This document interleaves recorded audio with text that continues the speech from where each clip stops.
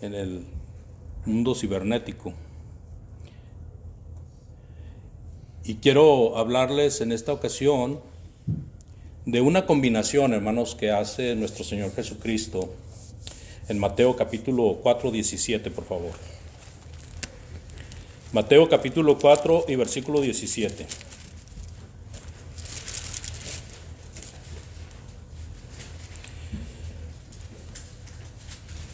Mateo capítulo 4, versículo 17 dice de la siguiente manera: Desde entonces comenzó Jesús a predicar y a decir: arrepentíos porque el reino de los cielos se ha acercado.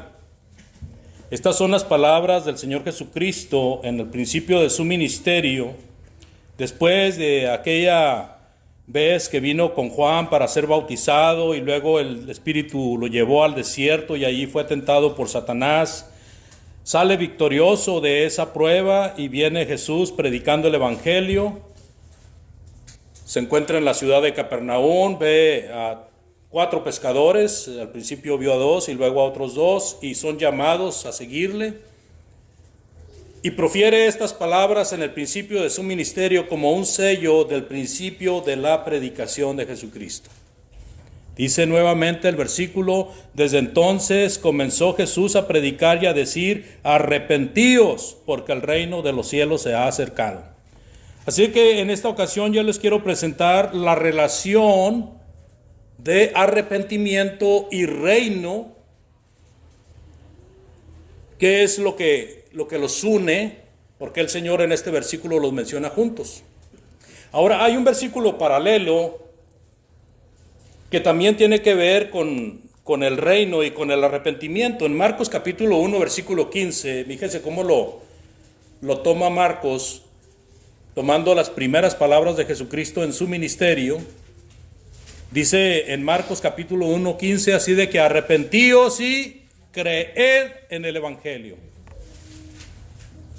Así de que aquí ya vemos un conjunto de 3 situaciones: el arrepentimiento, el Evangelio y el reino. Quiero decirle que cuando nos referimos al Evangelio, nos referimos al mensaje, a esas palabras que son para salvación. Así de que vamos a concentrarnos en explicar un poquito de primera mano, o como primer punto, acerca del arrepentimiento. Hermano, ¿se apagó ahí? ¿Se apagó el proyector? ¿Le tengo que prender aquí? Sí. ¿Reavivar la lámpara? Está prendido, ¿no? No, aquí nomás. A ver, hermano.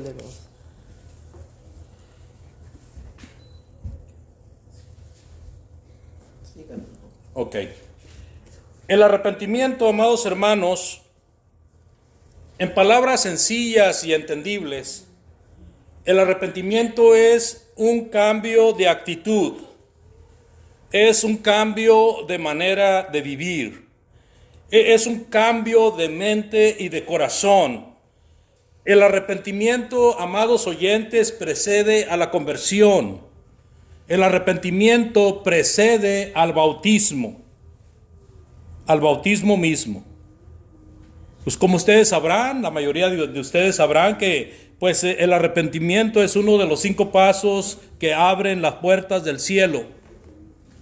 Tenemos en nuestro orden el oír la palabra de Dios, el creer, que viene siendo la fe en la palabra de Dios, en el mensaje de Dios, el arrepentirse para perdón de pecados, el confesar que Cristo es el Hijo de Dios para salvación también, y el bautismo para el perdón de pecados. Estos 5 pasos, amados hermanos, se necesitan para la salvación. En la Biblia se enseñan estos 5 pasos, pero déjeme hacer énfasis en el arrepentimiento, porque a mi manera de entender, hermanos, el arrepentimiento es el mandamiento o el paso más pesado. Es el más pesado, hermanos.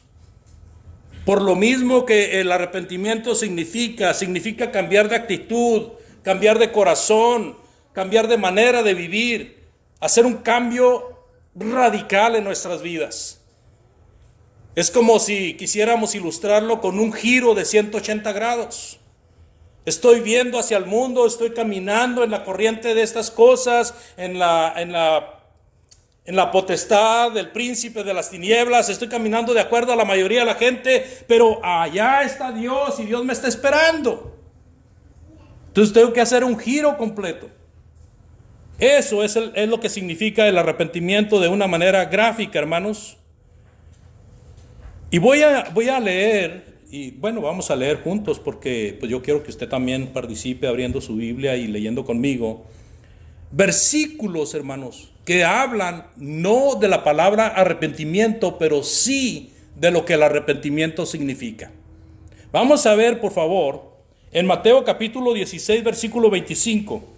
Mateo 16, 25, mire lo que dice ahí, por favor. El Señor Jesucristo está hablando, diciendo, porque todo, Mateo 16, 25, todos los versículos van a aparecer apuntados ahí en la pantalla, por si usted no escucha bien la cita, puede voltear a ver la pantalla para que vea cuál es la cita. Mateo 16, 25, porque todo el que quiera salvar su vida la va a perder, y todo el que pierda su vida por causa de mí la va a encontrar. Eso es el arrepentimiento, hermanos. La primera parte de este versículo dice, el que quiera salvar su vida la va a perder. Eso no es. Pero el que pierde su vida por causa de Cristo, ese es el arrepentimiento.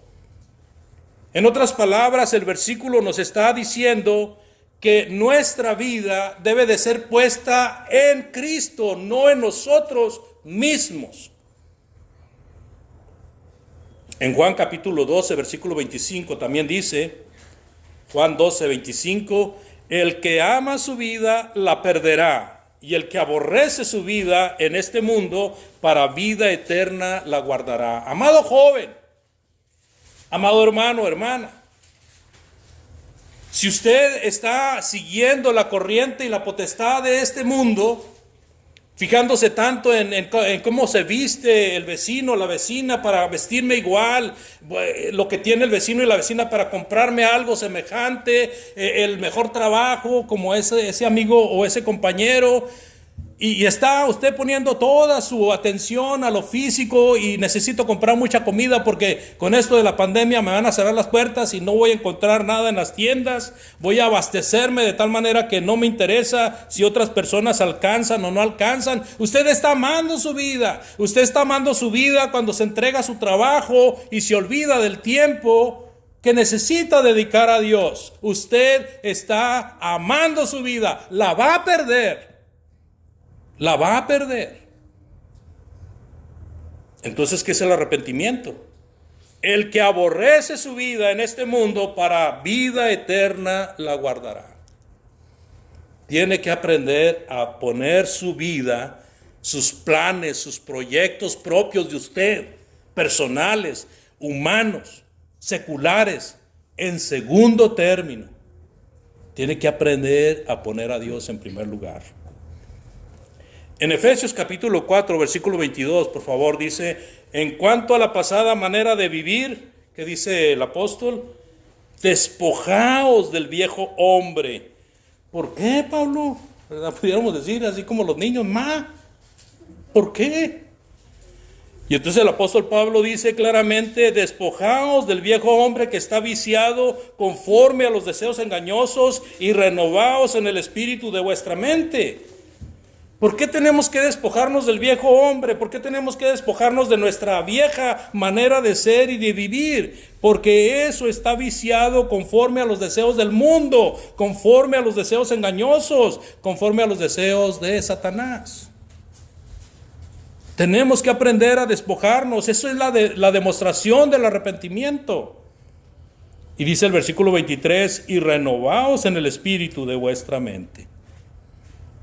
Fíjese qué interesante. Las palabras del apóstol Pablo haciéndonos enriquecer nuestro intelecto en cuanto a la sabiduría sobre el arrepentimiento.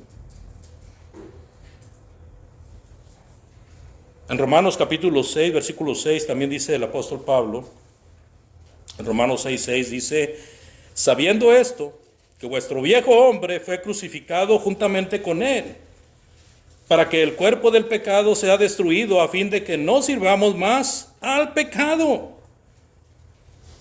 ¿En qué momento nosotros demostramos que estamos arrepentidos?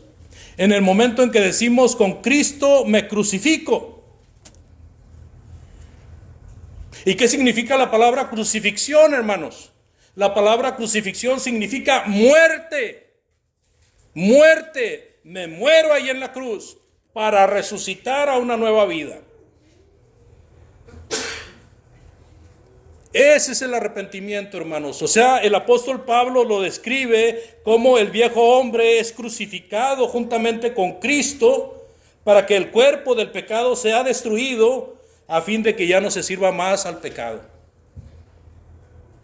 Así de que en el momento que nosotros nos arrepentimos de corazón, nosotros estamos de una manera espiritual o simbólica crucificando a la vieja persona. Esa vieja persona habitada a las costumbres de este mundo. En Colosenses capítulo 3, versículo 9, también dice el amado hermano Pablo: no mintáis los unos a los otros. Bueno, Pablo, pues eso es lo que hace la mayoría de la gente. Eso es lo que hace todo el mundo, sí. Dice, pero ustedes se han despojado del viejo hombre con sus hechos. ¿Se fija? Se han arrepentido, se han crucificado juntamente con Cristo, por lo tanto ya no viven la vida de antes.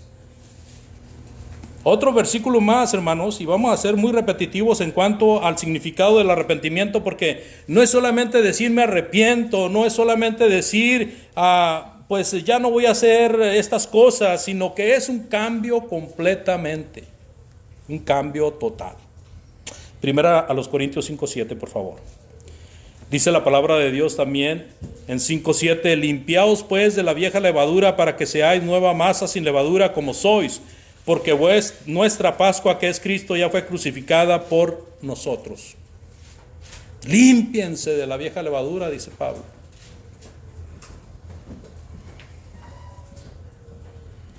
Algunos hermanos, como en este caso los hermanos de Corinto, los hermanos de Colosas, de Éfeso, los romanos, eran hermanos que necesitaban refrescar la idea del arrepentimiento, hermanos.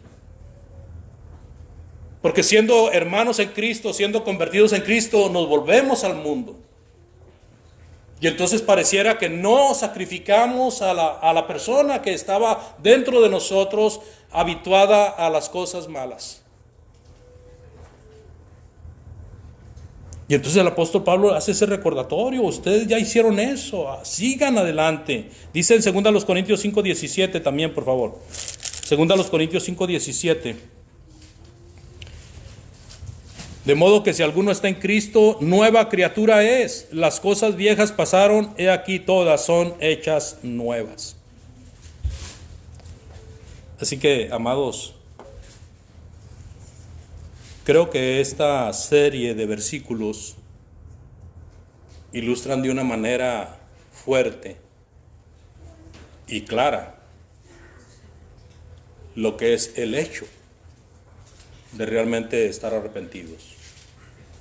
Y a la vez nos muestra claramente el hecho de no estar arrepentidos. Si no estamos arrepentidos, no estamos crucificados con Cristo. Si no estamos arrepentidos, no hemos quitado la vieja levadura. No hemos hecho una nueva masa. Si no estamos arrepentidos, nosotros seguimos en las cosas viejas. Estos versículos ilustran eso. Pablo se lo estaba aplicando a hermanos en Cristo. Porque hermanos en Cristo estaban regresando a las cosas del mundo. Tenían su atención puesta en las cosas del mundo. Estaban en la iglesia. Estaban sirviendo a Dios. Pero no era su primer gol. No era su principal gol, hermano. No era su principal propósito. Sino que el principal propósito de ellos era meramente material, secular. Mire, hay un comentario que me ayuda bastante, porque estuve leyendo el comentario del hermano Bill Rivers en cuanto al arrepentimiento. Y él comenta, porque Mateo 3:2, si usted lo abre y lo lee, dice en Mateo 3:2, arrepentíos porque el reino de los cielos se ha acercado. Y el hermano Bill Reeves, en el legado que dejó a toda la hermandad, a todos los hermanos y aún al mundo, porque yo pienso que mucha gente que está en el mundo va a leer o está leyendo los escritos de este hermano. Dice ese comentario Este es el mandamiento más difícil de la Biblia. ¿Había pensado usted en eso? El arrepentimiento es el mandamiento más difícil de la Biblia. Dice el hermano, a veces predicadores animan al pueblo a obedecer el evangelio.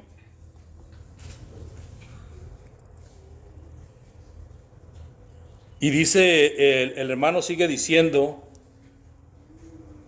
estos hermanos le dicen a sus oyentes que es sencillo y que es fácil. Haga de cuenta que el que le está predicando a una persona le dice, solo tiene que creer, arrepentirse, confesar y ser bautizado. Pero, dice el hermano, el arrepentirse no es fácil. ¿Por qué no es fácil arrepentirse? Porque en el arrepentimiento es donde Dios exige el cambio, hermanos. Es precisamente en el arrepentimiento donde Dios exige el cambio. Si una persona dice arrepentirse y no cambia, es un taco de lengua, es un plato de lengua. Porque el arrepentimiento es un cambio, hermanos, un cambio. Y dice, el hermano sigue diciendo, dice, el arrepentimiento significa cambio de mente, cambio de corazón, cambio de los pensamientos y propósitos que resultan en un cambio de vida. Los judíos, dice el hermano, no querían cambiar, pues ellos confiaban en ser hijos de Abraham. Recordemos que hijos de Abraham pues era el pueblo escogido de Dios. Sin embargo, con la predicación de los hermanos en Cristo en el primer siglo, dice el hermano Bill, muchos paganos se arrepintieron, pero la mayoría no. La mayoría no se arrepintió. Y luego dice el hermano, hoy en día, y pregunta el hermano Bill, ¿cuántos católicos, evangélicos, testigos, adventistas, etcétera, quieren cambiar para obedecer el evangelio puro? ¿Cuántos? Es difícil encontrar a uno que quiera cambiar. El hermano sigue comentando, dice, ¿cuántos mundanos quieren cambiar? Difícil que los mundanos quieran cambiar. Es difícil encontrar a alguien que quiera cambiar. ¿Cuántas personas con mal genio quieren cambiar? ¿Usted ha platicado con personas de mal genio? Yo sí, conmigo mismo. Tienes que cambiar tu genio. No, así soy, así nací. Es más, yo tengo, todo el mundo sabe que así soy yo. ¿Cuántos malgeniudos quieren cambiar? Es difícil encontrar a uno que quiera cambiar. Fíjese. Así de que nunca digamos, dice el hermano Bill, que es fácil obedecer al evangelio. Jesús no dijo tal cosa.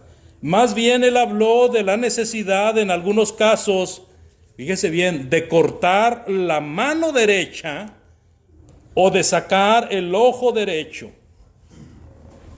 Mire, vamos a leer estos versículos, por favor. Mateo 5 del 29 al 30, por favor. Mateo 5 del 29 al 30. Dice la palabra de Dios.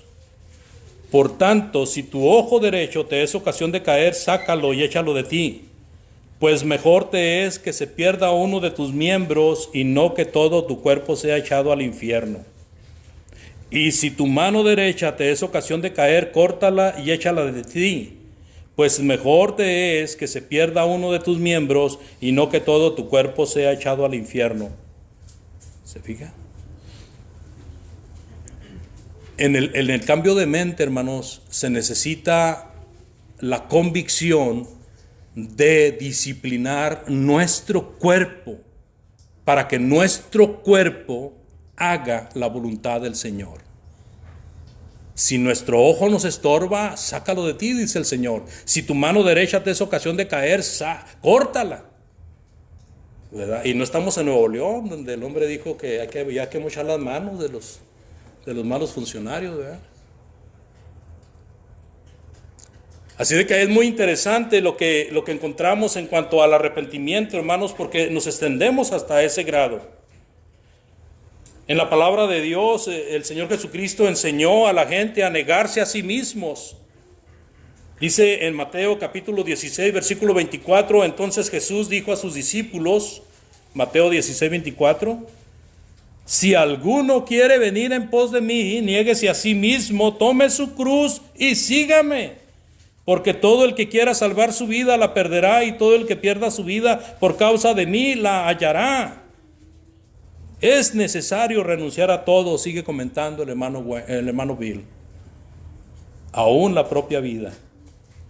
Lucas 14:33 también dice, por favor, Lucas 14:33, así pues cualquiera de vosotros que no renuncia a todo lo que posee no puede ser mi discípulo. Cuanto la sal pierde su sabor, y sigue diciendo ahí la palabra de Dios. Esto es el arrepentimiento, hermanos, a grandes pasos. Necesitamos hacer conciencia, porque como personas que servimos al Señor, estamos bien expuestos a enseñar a otras personas. Y si nosotros aprendemos la lección, vamos a poder enseñarles más claramente a los demás. Dice la palabra de Dios en cuanto al reino. Recordemos que nuestro texto nos habla del arrepentimiento y del reino. Y hablando de los reinos de los cielos, hermanos, hablando del reino de los cielos, el cual viene anunciando el Señor Jesucristo en el principio de su ministerio, dice en Génesis capítulo 49, versículo 10, por favor. Génesis 49, versículo 10. Dice ahí la palabra del Señor, no será quitado el cetro de Judá, ni el legislador de entre sus pies, hasta que venga a Silo, y a él se congregarán los pueblos. Aquí está una parte de la bendición que Jacob está haciendo sobre su hijo Judá. Y si ustedes han estudiado acerca de los hijos de Jacob, acerca de las tribus de Israel, ustedes habrán llegado a la lectura, y posiblemente ustedes tengan en su mente, de que Judá fue de donde descendió el Señor Jesucristo. Así de que, siendo profeta Jacob en esta bendición que está profiriendo a sus hijos, profetizó acerca del reino de Jesús, del Señor Jesucristo. El deber de los reyes de la tierra era sujetarse a este reino, a este rey, el cual está siendo profetizado. Salmos capítulo 2, versículo 10 al 12, por favor. Salmos 2, del 10 al 12. En Salmos 2, del 10 al 12, dice, ahora pues, oh reyes, sed prudentes, admitan amonestación jueces de la tierra, sirvan a Jehová con temor, alégrense con temblor, dice la palabra de Dios, honren al Hijo para que no se enoje y perezcáis en el camino, pues se inflama de pronto su ira. Bienaventurados todos los que en él confían. Aún sin haber venido el Hijo de Dios, ya se anunciaba su reinado, y que era motivo de respeto y de servicio, profetizando el rey David acerca de el Señor Jesucristo. Ustedes saben que en la palabra de Dios hay una profecía acerca de 4 reinos. El primer reino que se menciona en esa profecía es el imperio babilonio. Ese imperio de Babilonia duró 43 años. Es un reino que fue del 605 hasta el 539 a.C. Después de ese reino de Babilonia siguió el imperio o el reino medo-persa. Y el reino de los medos persas dominó por aproximadamente 208 años. Así de que la estancia de este reino fue del 539 hasta el 331 o 333 antes de Cristo. Ahí van 2 reinos. Luego, amados, se habla del imperio greco-romano, No, greco-macedonio, perdón. Comandado, ¿verdad? Y siendo el máximo protagonista.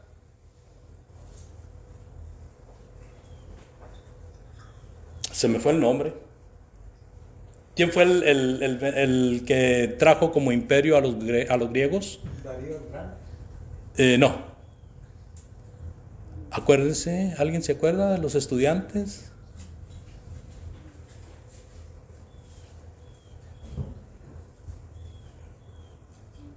El que venció, hermanos, al imperio medo-persa y trajo honra a Grecia en compañía de los de Macedonia, sí fue el grande, pero no fue David, fue otro. No fue Darío. No fue Darío, fue este emperador que era un joven, hermanos. Un joven que usó una estrategia que todavía se usa en las guerras. Se menciona mucho a este joven porque las estrategias de guerra se usan. Alejandro el Magno. Alejandro Magno. Él fue, hermanos, el que trajo honra a Grecia. Alejandro Magno. Y ese es el tercer reino. Y después de este reino de Grecia vino...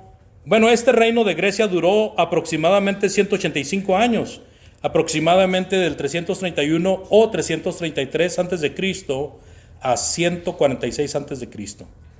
Y finalmente, hermanos, el cuarto reino, el Imperio Romano, que dominó al mundo por aproximadamente 500 años, empezando aproximadamente del 146 antes de Cristo hasta el 395 después de Cristo. En este cuarto reino empieza un quinto que va a la par con el cuarto.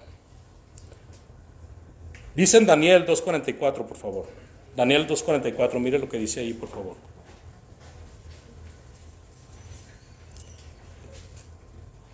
Dice, en los días de estos reyes, el Dios del cielo levantará un reino que no será jamás destruido, ni será el reino dejado a otro pueblo.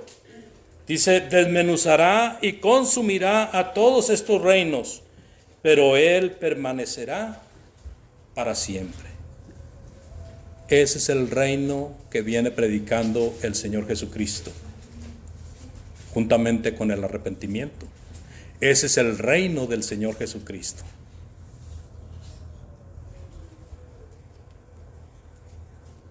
Juan, el amado apóstol, revela un cuadro final donde todo reino terrenal es sujeto al reino de Cristo. Dice en Revelación o en Apocalipsis 11:15, por favor. Apocalipsis 11:15.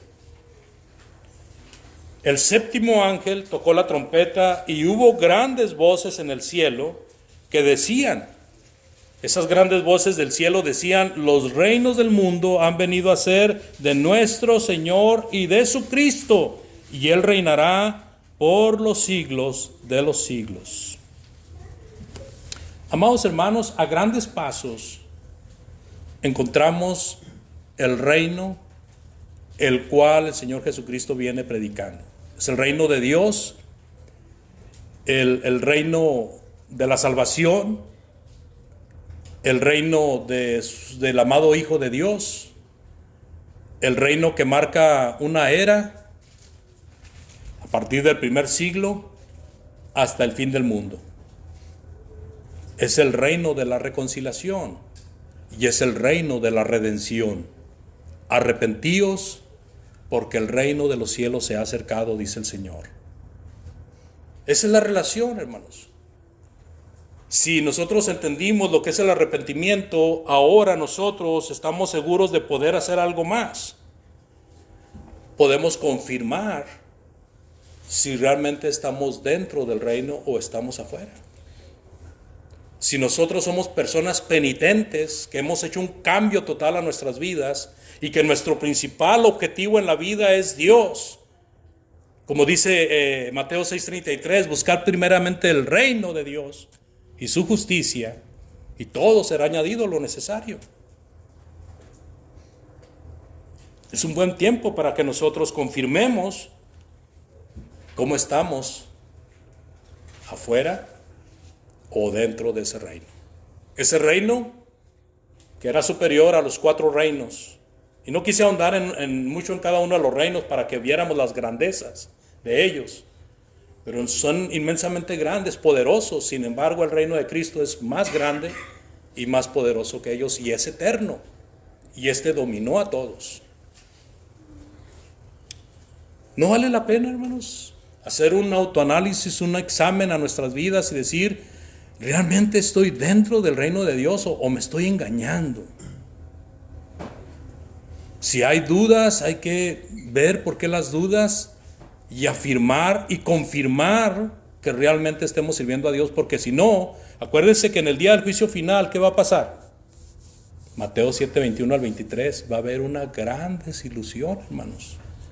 Mucha desilusión, porque personas que estaban seguras de que iban a entrar, no pueden entrar. ¿Por qué no, Señor? Porque no hicieron la voluntad de mi Padre. Pero, Señor, si hicimos milagros, si en tu nombre predicamos, hablamos en las plazas, no los conozco. Desilusión total, hermanos. Ellos estaban seguros de que iban a entrar y el Señor les dice no. Así de que vale la pena hacer esa confirmación, amados hermanos. Si usted ha caído de la gracia y está consciente de ello, pues es un buen momento para arrepentirse, ¿verdad? Si usted no ha venido a Cristo y ha oído lo suficiente para saber que el Señor desea que usted se arrepienta y se bautice para perdón de pecados, es un buen momento. Realmente les agradezco mucho su atención, amados hermanos, y les pido en el amor de Cristo que meditemos en esta palabra. Si alguien necesita hacer arreglos, puede levantar su mano o puede venir al frente, y mientras entonamos este himno de invitación, puede hacer patente su decisión de ponerse a cuentas con Dios. Dios les bendiga y nuevamente gracias por su atención.